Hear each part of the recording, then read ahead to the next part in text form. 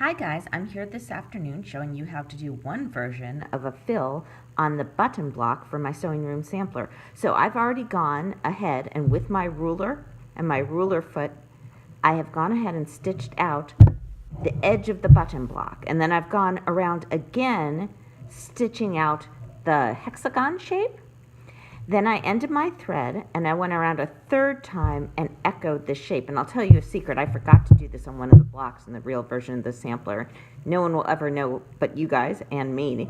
But it just adds a little extra emphasis to the outside rim of the button, which I really like. So normally if I had stitched this block on a real piece block, I would actually just travel in, and as I hit this buttonhole right here, I would stitch around the design and then continue on. I wouldn't stop and start my threads for each of these squares because I'm too lazy for that.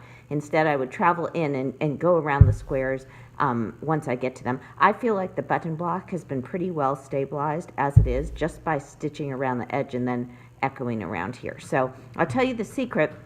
I barely ever take off my ruler foot, and at first when I began stitching I really found it distracting, but now I'm so used to it I just keep it on. So here we go. So now what I did was kind of a variation of a wavy fill. So as I said, once I got to that center block, I took my ruler and I went around. You know, if I go a little past the point that I was supposed to, like I did right here, I'll tell you, I don't take that type of thing out. Life's too short. That would not bother me at all. So I'm going to go around my block. And now that's done. I won't have to do that again. And now I'm going to head back, echoing my wavy line. There's no real right or wrong way to do this fill. I like to establish one direction, and then at some point I decide to break off and go in a different direction. So here might be that point.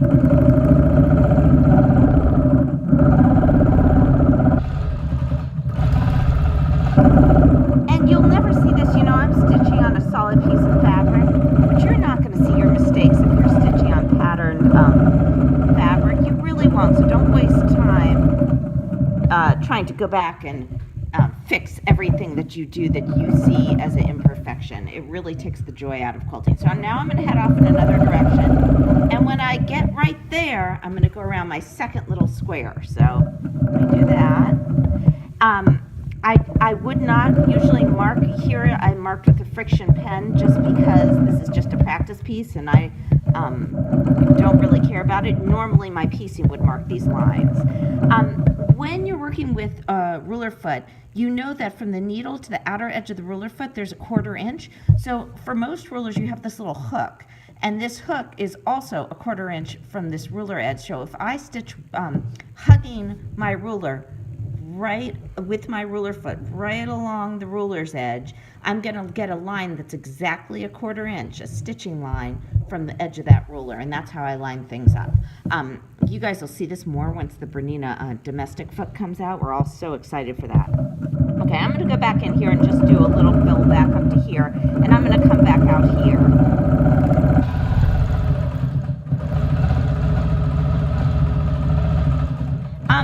I'm quilting today with the Oracle cotton, which is one of my very favorites. It's 50 weight. I love what it could do. I'd probably quilt with it most of the time if I wasn't always under the gun with the deadline. Sometimes I just use monofilament, or of course silk is also a good choice because I don't have time to change what I've done. So right there I did a variation there of a tighter fill, a tighter curve, and you can certainly do this. Anything goes. Any type of curve goes. It's going to be very much like your handwriting, so if yours looks a little different than your neighbor's, don't worry about it. Okay, so now I've started another curve.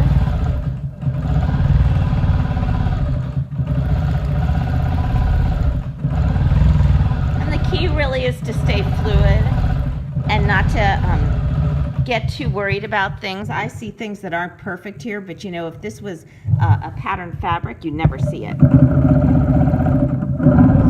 gonna head up here.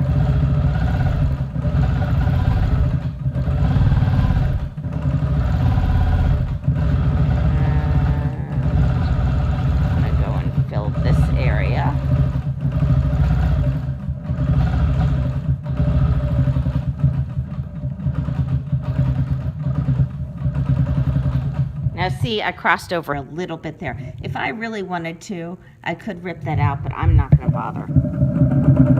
So here I am, just finishing. If you get nervous going along the edge of these boxes, you can certainly use your ruler foot. If it's just a short distance, I usually wing it. If it's a longer distance, like 3 or 4 inches, I would certainly not hesitate to get out my ruler foot and help me just keep those edges really, really uniform. So there, let me see, I have this one little area out here, so I'm just going to travel to the edge of my block right here and fill that in. So let's see how this looks. I'm going to pause this.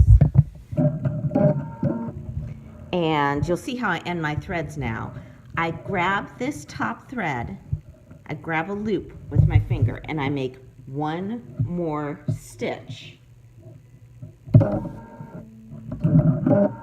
Okay, and then I pull that bobbin thread to the top. Now I'm just working on a practice piece today, so I don't really have to do that, but that's an easy way to do it. So now I'm going to push this away, and you can see we have a button block with a textured fill. It's not perfect, but it's good enough for me. I'm pleased with it, and that is how I did all the button blocks.